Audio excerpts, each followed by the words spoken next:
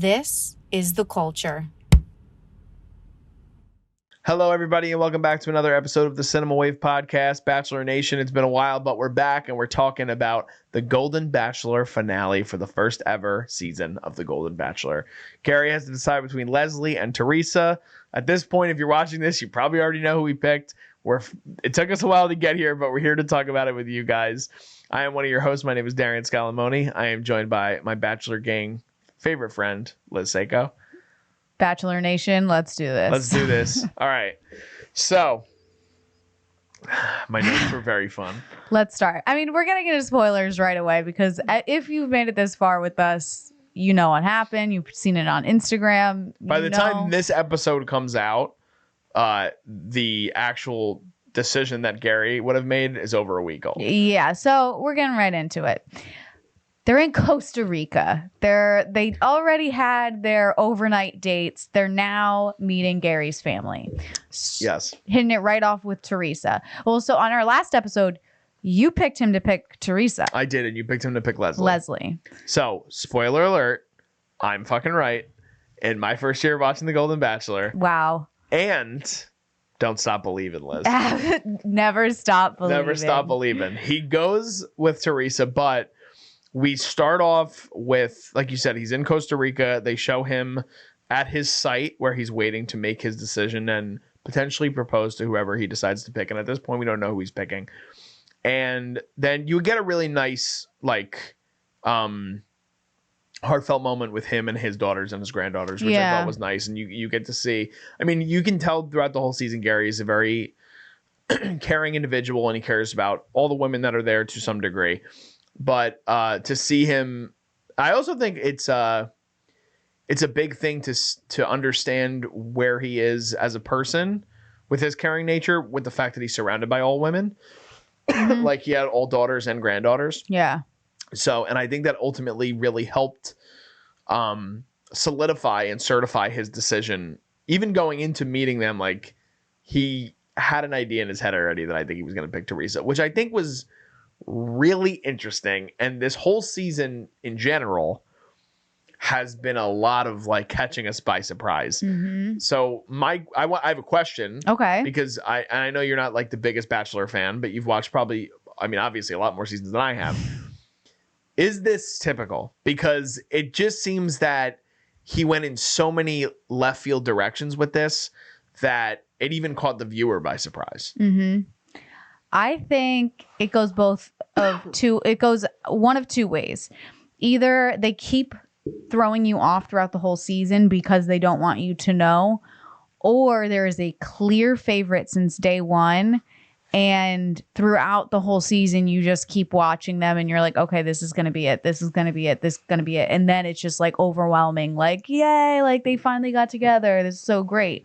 Other seasons are like Gary's, where they try to throw you kind of off the scent of who he's leaning toward. Do you think that it was the producers throwing us off the scent, though, or do you think Gerry literally just had such a weird way about going with things? Because there's also a moment which we'll dive into maybe a little deeper later on. But as the episode concludes, they cut back and forth, which people who are a part of Bachelor Nation obviously knew all this already. But they cut back and forth between the live viewing experience of everyone in the studio audience. Yeah, watching and it. They bring a lot of the women back. And Ellen's there. Mm-hmm. And as we've already said, he picks Theresa. There's a moment where Leslie is talking about what she felt that Gerry put her through. And they cut to the women. And there was a look on Ellen's face that broke my heart in a million pieces. But I was like, she understands exactly what Leslie is saying. Mm-hmm. And I don't think it was again, I maybe I'm trying to be optimistic and not cynical about Gerry, because I think it seems like he's a nice guy. I don't think he was vindictive in trying to make his decision at all. I don't think he tried to string these women along. Maybe some of them he did. But I think those two examples in particular, he didn't try to do that. But the Theresa thing came sort of out of nowhere. Yeah, I think, kind of like they talk about when Gerry and Theresa eventually do come out, they ask, they're like, a change really happened in that overnight room. So what happened? And she's like, oh, I knocked his boots off. Ha ha ha. But I do feel like once the cameras are away from you, you can actually kind of get to know somebody when they aren't trying to be their best self or put on their best foot forward. And I think he probably got behind closed doors and was like, okay, I don't have to throw my whole life with my first wife away with Theresa. She can appreciate what my relationship was like, and I don't have to completely start a new one. We are just kind of like meshing together. Well, I think with Leslie, I think he probably got behind closed doors and was like, ooh, this is going to be a lot more work. And I don't know if I'm willing to do that, maybe. But I also think about it. These people haven't known each other that long. It's only been a few months. So I think Bachelor, they don't know right away. I think they are just dating these people and they are attracted to some of them and they're attracted to some of them they're not attracted to. I think that becomes a big element when they're a little bit younger, is like that sexual attraction. And I think that's why people get a little bit more brokenhearted in the other seasons, is because there's that just like attraction between each other that they're working off of. I think because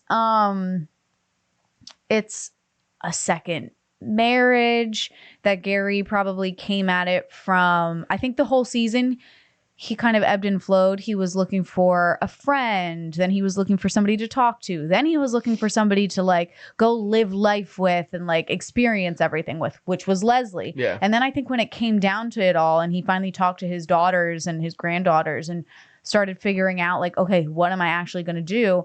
He realized that he probably likes his life. He doesn't necessarily want to go. He probably wants to live out the rest of his life with somebody that he can have good conversation with and mesh with really nicely and not completely uproot his life. And that was probably Theresa. Yeah, I think that like what you were just talking about in terms of the comfortability and stuff, I think that Ellen fit that as well. But I do think that a big element that didn't really even come to fruition too much early on in the season, but it came on really strong towards the end, was how they both have sort of a grieving process and things that they've dealt with that are very similar to one another. And I think jumping off the point you had made where it's like behind closed doors, it's not as invasive with the cameras. I feel like there was probably a really big emotional connection that came across where both of these people were married to their high school sweethearts. They both lost their partners. And that is something that they, no matter how obviously awful and traumatic that might be or emotional, that's something that they share together. And they even said like, I thought it was really sweet at the end where like the last thing that they say before they cut back into the room is she's like, Tony and Billy would be really happy for the both of us. Mm-hmm. And I do think that, like you said, you mentioned it as work, but to me, I looked at it where, and you see it a lot when she meets the family, Leslie is still sort of non-committal to the fact that she wants, like, not that she wants, but that this is the one, because she's multiple divorcee and she thinks nobody wants to pick her. Yeah, she's guarded. Yeah. She's not trusting fully. Yeah, and I think that Theresa and Gerry within the last couple of episodes have really brought themselves to a place where they really understand one another and their experiences and what they want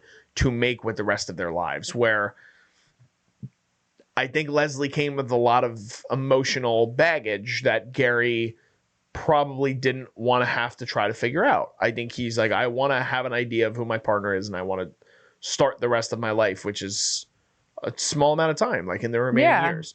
Yeah, I also think, I mean, the whole element of his wife passing, I think comes into play here, because like to say to somebody that you're dating, like the love of my life, I had already met and I'd already married and she passed away.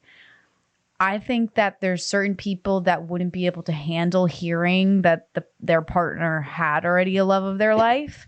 But I think, again, like we've talked about, the fact that Theresa already experienced that, they can both appreciate that they both met the love of their lives. And they, in a way, they both had wished that probably their spouses were still here, but they're not willing to let the rest of their lives just be sitting around in grief. So they want to come together and do it. I think, and this is just me reading however I want to read behavior, he probably has a harder time of talking about Tony to Leslie because Leslie is very jealous. And so I can see her being like, I get it. You love Tony, but like, it's me now. And That's fucked up, but it's probably true. It's fucked up, but I think it's true. I think for certain people that are very jealous, that's hard for them to swallow the pill of. And I think that's probably why she wasn't fully committed, because in her mind, she knew like Gerry will always have he'll always forever love his first wife. And it takes a certain person to be able to join in on that and appreciate it, not come at it from like a negative point of view. Yeah, I do think too that it's so understated sometimes how important it is to just have something that you share that you feel similar about. And despite it being something like the death of a loved one, like I could just envision like days where it's like, oh, like I am having a rough day because I'm thinking about my ex-wife, and then Theresa being there, or his former wife, and Theresa being there to comfort him and help him in those moments, and vice versa. With Leslie, and it's kind of crazy. We'll get into it. The direction that it goes in when he ends things with her is wild. Okay, so let's get into it. Okay, let's jump into that. So, well, let's do a quick recap of what happens before that. Yeah. Okay. So, in my opinion, I thought that as soon as the family met Theresa, it was Theresa. I didn't even think it mattered what happened with Leslie. Like, I thought that was the final sort of nail in the coffin, trying to figure it all out. And the family loved Theresa. Theresa loved the family. And I didn't think it mattered what happened with Leslie at that point. Then Leslie comes in. And again, they're very, very different women. They approach a lot of things very differently. Yep. And that's why coming down to the two of them was just a big shock. Like, I wasn't expecting that to happen. Because to me, it's like you can put Theresa and Ellen on the same sort of plane, and I felt like you could put Faith and Leslie on the same plane. And then he decides to go in two completely different directions. He goes one from each side of the coin, so to speak. And I had said, like, Leslie is non-committal. Like, she's scared of a proposal. She says that. Yeah. Like, she literally says that to the family. But she says that Gerry has made her feel comfortable in the situation, and the daughters say that she's fun and free spirited. And then you just notice right away that this is the thing this is where I'm like, we talked about this in a lot of episodes early on about how they can overproduce things. Mm-hmm. Gerry's not an actor, I don't think. Like, so it's very obvious. Like, it's the most obvious of tells. And I think it's a little harder for older people because at some point you probably just lose an interest in trying to, like, I mean, there's times in our lives where sometimes you'll probably like tell a fib or you'll act a certain way to just try to get through something. When you're 72 years old, Gerry's like, no, this is like who I am and this is how I feel. Yeah. But it was super, super awkward after she met his family because he goes, oh, let me just give you a big old hug. And after Theresa meets with the family, it's a big thing where he gives, like, they're so happy to see each other, and he goes, I love you. And she goes, I love you too. They kiss each other, big hug. He doesn't kiss Leslie. You can kind of see that Leslie was going for a kiss. Mm-hmm. He kind of rejects her of that. And it felt like the way that he was talking to her in that moment, it felt like right at that moment, he was trying to end it in some way without having to say that he was ending it. And then she tells him that she loves him when they finally meet up and they have their time together. When they're in her room now. In her room now. She says that she loves him. And Gerry does the Gerry thing where he goes, oh. He goes, that's a very special sentiment, Leslie. I died. When I tell you, in that moment was like, if this woman can't read the room that she's getting dumped, God bless her. I was like, oh my God. And so usually they don't show stuff like that. Yeah. Usually they make it really like you don't know who he's going to pick. He's in love with both of them. Such great dates. So I was kind of like, oh, why are they showing this so soon? I was like, what's going on? Because usually what happens is the two girls are like kind of where Gerry was at the end. Usually it's the two girls waiting in opposite ends, and then Gerry goes to the one that he picks. So then if he doesn't show up, you don't get picked. Yeah. And so when he said that, I was like, oh, they're making this like pretty obvious that he's going to pick her. And I was like, so the rest of the episode, I was like, this is going to be boring. Then they have the awkward goodbye where she's like, what did she say? She was like, I want to tell you, like, oh, no. She's like, do you have anything to tell me? Do you remember when they're standing by the door before he's leaving? Because he's like, I've got to go. And she's like, do you have anything to tell me? And they're both just crying by the door. Yeah. And then he's like, give me a big old hug. Why don't you just give me a big old hug? And they hug each other. And then he leaves. This man is sobbing his heart out when he leaves. It is. It's really sad. But it keeps playing back to the point where we've seen this with Gerry so many times this season, where it's like, I get it, man. Like, it's fucking hard. Like, you have to decide between a lot of women that I'm like, how many times have you had a lot of women like you were married for a very long time. You lost your wife. Now you're finally ready to get back in the saddle, for lack of a better term. And there's all these women that are falling in love with you. How many women in the last fucking 5 weeks tell him that they love him and he starts saying it back, which is a problem. Like, you can't do that. And the crazy thing is he says it to Leslie every episode for the last 5 episodes. And then she says that she loves him. She goes, I love you. And he goes, that's a very special sentiment. And I was like, you got to know at this point, because there's never been a time he hasn't said he loves you too. The other thing is with her, and she says it, they get to a fucking level where he said it so like 3 times now that you're my girl. She says, she's like, well, we'll get into what she says when she's, pissed. But she says, she's like, you made me feel like I was being picked the other night. Like, that's your fault. And I think they even talked about that when they were talking with each other in the after show, like when they're on the stage, which I kind of agree. Like, when you're behind that door of the overnight date, that's kind of when you start to really be like, this is kind of how I'm feeling. Like, well, that's what I think happened. And she doesn't disclose it. But no, she said that you made me feel like I was being picked.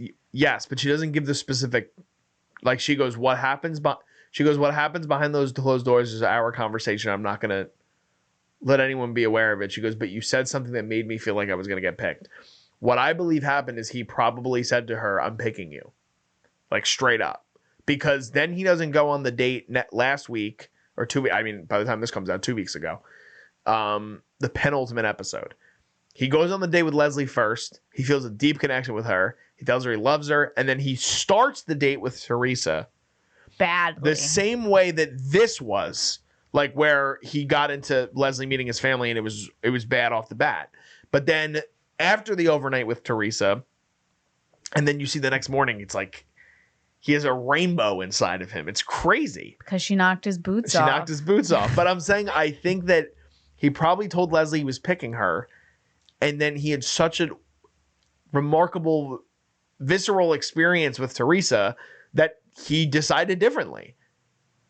And I think that's fucking crazy. Like, that's why you can't tell. Like, I don't know. That's The Bachelor, though. That's why some of these people end up getting engaged, and then in 2 months, where they've actually like spent time with each other, they're like, oh, never mind, not doing that. I mean, here they are in this gorgeous resort in Costa Rica. They are wearing these gorgeous gowns, suits, hair, makeup's done. No, wait till you guys have just flown back with each other on the plane, and then you actually have to figure out your lives. But I mean, who knows? Maybe because they're older, they don't give a shit about that stuff, and they're like, let's just make it work. Leslie obviously cared. Why don't you dive into the whole interaction? Okay, so here we have Jesse comes out. When good old Jesse, he comes out, he's like, how you feel? Like, what's going on? And Gerry just has this breakdown. He's like, I've never felt worse. Like, this is, or what did he say? He's like, the only time that I felt worse is like when my first wife died, and this is a close second. This is a goddamn close second. That's exactly what he says. It's good. That's good.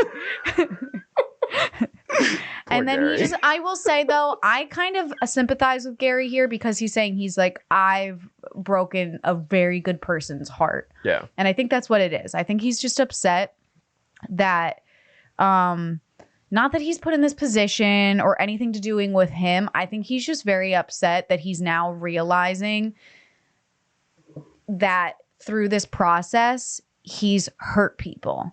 Not just Leslie. I think he's starting to realize that he's hurt other people. And even though he's not a bad person, this situation of The Bachelor makes you kind of do just hurtful things. And I think Gerry is a very like he takes pride in being a good person. And so I think that he's now like, this is probably the meanest he's ever been to somebody. And I don't even think he wants to, like, I bet he doesn't wish that he has to fucking do this. No, but I mean, you like have to. This is what television, this is what they live for. But like, also think about it. Like in real life, you would never have to see anybody again if you were like, hey, I'm going to pick somebody else. Then they're just mad at you for forever and you never have to go back and explain. They have to go back and explain everything. So all of a sudden, okay, so in real Bachelor, usually he leaves, he's upset. They throw him in his room, lock him in there for the rest of the night because they want to hold it for the last day. I don't know what happened. I think Gerry probably was just like, I can't do this anymore. Like, I need to end this. He goes back in that room and is just like, I have to talk. Like, I do have things to say. And I don't remember what he said, but all of a sudden I just know that he was like, I've fallen in love with Theresa and that's the direction I'm going to go.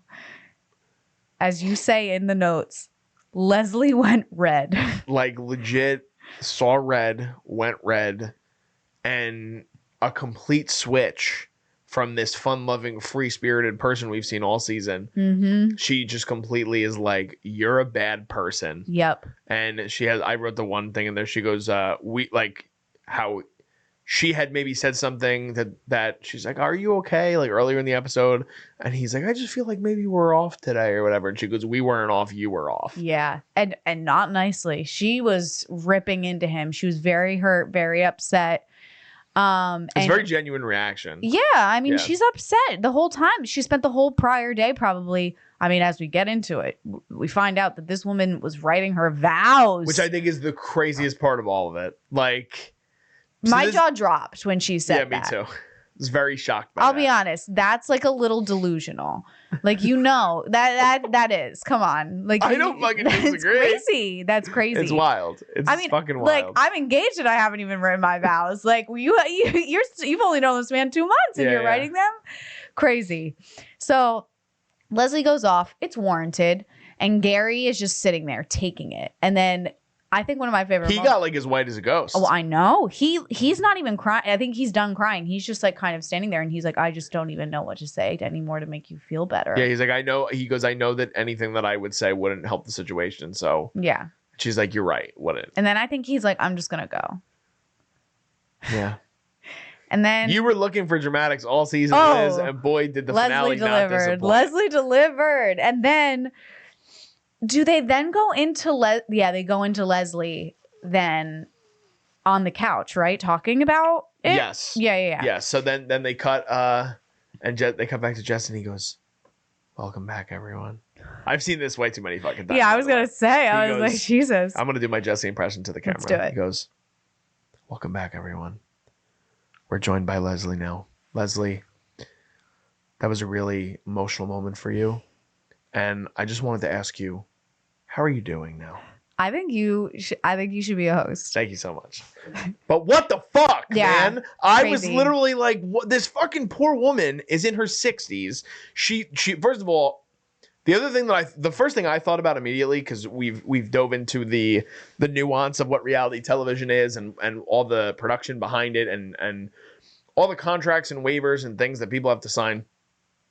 I bet you all these women going onto the show had to sign this thing to be like, you have to be at all these events, like regardless of whether you're picked or not. No, absolutely. Yeah. It says if you get to like they have contracts probably that say once you get to a certain point, you have to show up. Otherwise, we will fine you. Is essentially what it is. We will fine you. We will hunt you down. We will hunt you down and say that you broke your contract and so you owe us money. And they this is a huge network. Yeah. They have power. Yeah. And like, there's no way that Leslie voluntarily was like, yeah, I'll go on and like air out my laundry. I just looked at her as such a defeated and broken woman, and I felt so terrible because I was like, this woman really does not want to fucking be there. Like, she does not want to talk about this. But you then also have to think in the world of The Bachelor, you want to make the biggest impression once you're not picked so that you get picked for The Bachelorette. I don't disagree with you, but I do, and as someone who's a very minute Bachelor viewer, like have seen sporadic episodes throughout the years,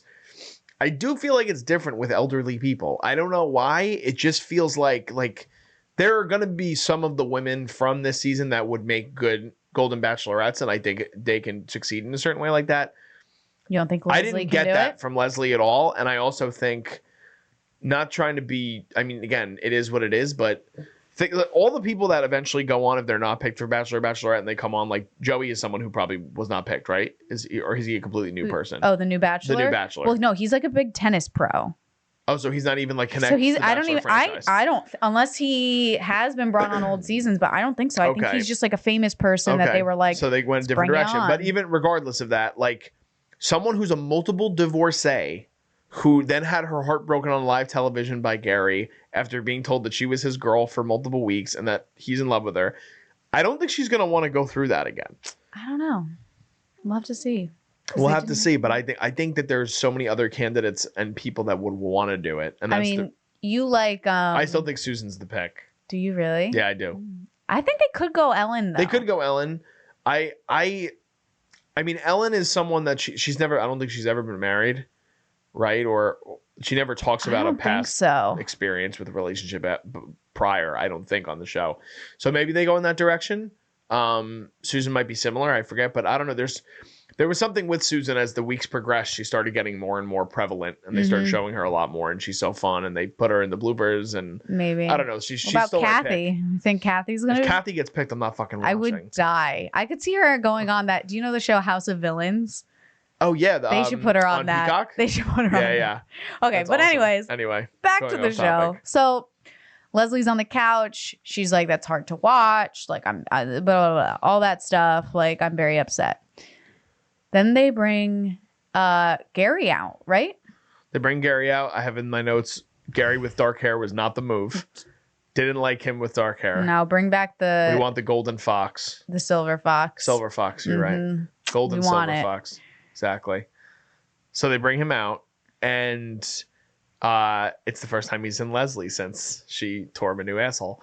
And it is an incredibly difficult conversation to watch. She doesn't let up. She's her, and she's letting him know that. I mean, most people would probably just be like, yeah, it's fine. Like, I'm gonna go live my life. But she is like, Yeah. I don't accept your apology. Yeah, she goes, I don't accept your apology, but I understand it.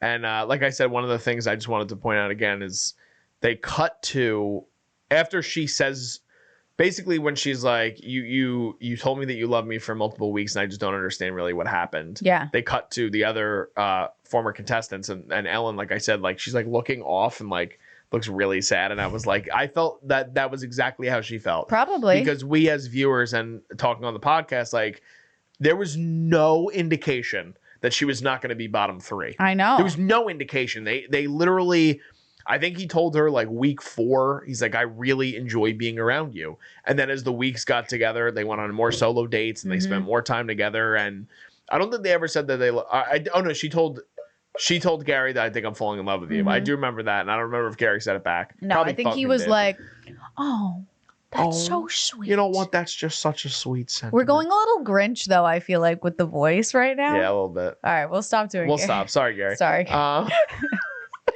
So anyway, yes, Leslie does not accept the apology, but she understands the apology and why. Which she has to. Which she has to, yeah. Yeah, you didn't get picked. And then we cut back to Costa Rica, and he proposes a nice proposal, I thought. And I thought that was a nice moment between them. It is interesting because you don't feel any of that connection throughout, but I do feel that the last 2 weeks, at least, to me, it feels a lot different. It just feels more genuine. I think it was that overnight date. I think she really knocked his boots off, Liz. She must have. I don't know. I don't know what happened. I don't know what kind of weird foreplay that they went through, but they did something. I mean, who knows? Shout out Gerry.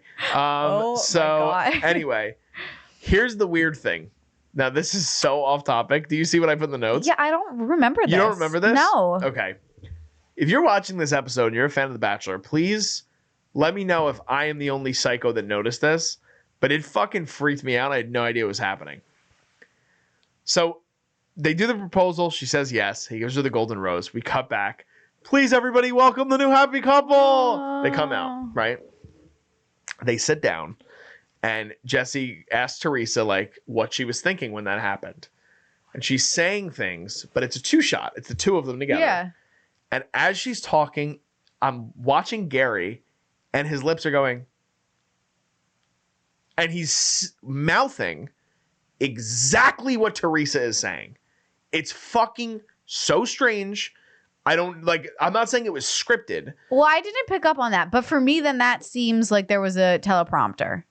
Yeah, that's maybe. Yeah, I mean, if he's, but it was so it was like I didn't pick up on that though. It fucking freaked me out. Really? Now I feel like I need to go rewatch it. I got so taken out of the moment. No, there must have been a teleprompter then. I completely stopped looking at Theresa, and I'm like, what the fuck is he doing? What is he doing? He's mouthing what she's supposed to say on camera to the whole world. Listen, they're not actors. They're not actors. They're not and actors. I don't want to be Grinchy either. He's an older guy, but it freaked me the fuck out because I was like, what is happening right now? Where they rehearsed it so many times. Seriously, like that's literally what I thought. I was like, did they like talk about this like, right before they went on a stage? He was supposed to say it? I don't think so, because Jesse asked her a direct question. Yeah, but maybe like because they rehearse these things. Yeah, that's oh god, dude, like not fully. No, but like they have to block. They have to block, yeah. But they don't just magically know like you walk out this way, you go up the stairs here. Do you think Gerry and Leslie saw each other prior to that moment? That I don't know, because Leslie could have been like, no, I don't want to see him. Yeah. She's like, no, I don't want to. Yeah. But I mean, think about it. They're all backstage getting ready together. Yeah. They've all seen each other. Yeah. But she could have been like, my number one rule is I don't want to see them. No, that's fair. So anyway. So that was the weird thing to me. But they have, like I said, you start to see that chemistry sort of peek through. Yeah, they're engaged. They're happy. And then there's a big announcement, which I was bummed about this announcement. Yes. I thought they were going to announce the Golden Bachelorette, because honestly, they've had such good ratings with this. I feel like they're going to do it, but I don't know. Best ratings they've had in a very long time. Mm-hmm. And I do think, because that's been a big part of our speculation for the last 3 weeks. So it was like, oh, this would be something really great to talk about. Although they might announce it at the next thing. Yeah. It's all a loop. All trying to build this fucking franchise out. So the announcement that they make is that on January 4th, I think it is, Gerry and Theresa will be having the first ever golden wedding that will be broadcast on ABC for all to watch. And guess what? Every contestant of the show is invited and will be in attendance. So what is there going to be a golden carpet and we're going to get interviews with all of them? Oh, I think it's so wonderful that he found love. And you know what? Good for them. But they're just milking it. It's all about the money. It's all about the views. It's all about, I mean, like, think about it. I'll probably watch it for a hot second just to be like, what are they wearing? We might have to watch it to talk about it on Do we here. do a live stream? Oh my God, a live stream? That would be insane. But no, I feel like it'd be a lot of, I mean, I don't know what it's going to be. It's going to be the first one ever. First one ever. So hopeful maybe they announce the Golden Bachelor at the end of that, or maybe before. Maybe on the pre-show, Carson Daly just comes on and goes, "Hello, everybody. We're here with Susan, the newest Golden Bachelorette." I would love that so much. But yeah, it's pretty much a wrap up. That's the Golden Bachelor. That's been the Golden Bachelor. What are your overall thoughts of the season? It was cute. It made me happy for some of the people. I enjoyed watching them because they brought a new energy to the show. The Bachelorette and Bachelor are still not my favorite reality TV, just because it is so repetitive after a while. Those in-between episodes, I start to be like, all right, I know that they're not getting picked, so like, let's move on to the ending. But overall, I think it was a good season. This season totally could have flopped. It could have been very boring, very dull, but I think that they kept it interesting, and they just kept it just like in a good light. Yeah. You know? What do you think? I think for my first full Bachelor experience, like I agree, it was cute, it was heartwarming, it had its moments. Does it have you hooked in Bachelor Nation? It has me hooked if the viewers want me to be hooked. I mean, if you guys like the conversation, then I'm down to watch another season. It wasn't something that I completely like didn't look forward to watching every week. I was like, oh, I have to watch the Golden Bachelor. Like, I get to watch the Golden Bachelor. Okay. But yeah, like, as I've dipped my toes into the reality TV waters a little bit more, like I've said to you previously, I love Too Hot to Handle. Like, I like that vibe a little more because of the drama and the fun elements that come with it. So I don't know. I think that I'm definitely down to give it another watch, but I do think a lot hinges on who they decide to go with. For the I mean, it all based on the personality of who the main person is. Yeah. If they're boring, nobody pays attention. If they're kind of like an asshole or like mean, nobody really pays attention. Yeah. So What was your thoughts on Gerry as the first ever Golden Bachelor? I thought he was a great first Golden Bachelor. I thought he was great. I thought he was entertaining. I thought he was super cheesy. I thought he was not problematic. Like, I think he just played it straight. And he was very emotional, which I love. Yeah, I agree. I liked Gerry a lot as the Golden Bachelor. And I think that was a big part of what brought viewers in. This was one of the most viewed Bachelor seasons ever. So I think that, especially in the last like 5 years. So might be part of the reason why they decided to do a Golden Wedding. Maybe they decide, hey, we'll pay for your whole wedding because you helped us probably with the viewership. Also, I don't think I think it's their second marriage. They're like, yeah, whatever. Do whatever you want us to do. I feel like for people that it's their first marriage, they probably don't want it broadcast for the world to see. Yeah, for sure. One more quick thing before we sign off.